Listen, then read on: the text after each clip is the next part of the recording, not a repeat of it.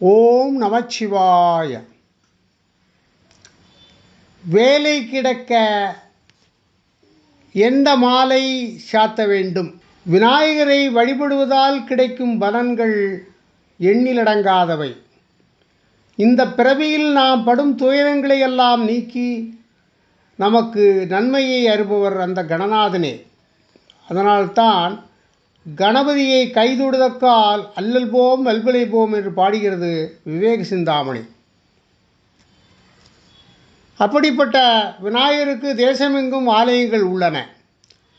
வாரணாசியில் கல்யாண கணபதி என்று அழைக்கப்படும் ஒரு விநாயகர் இருக்கிறார்.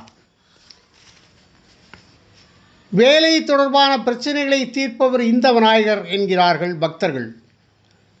படிப்புக்கு ஏற்ற வேலை கிடைக்காதவர்கள், வேலை கிடைப்பதில் தாமதம், அதிகமான வேலைப்பளு, தொழில் போட்டி ஆகியவற்றால் வருந்தும் பக்தர்கள் 12 வாரங்கள் இங்கு வந்து வேண்டிக் கொள்ள வேண்டும்.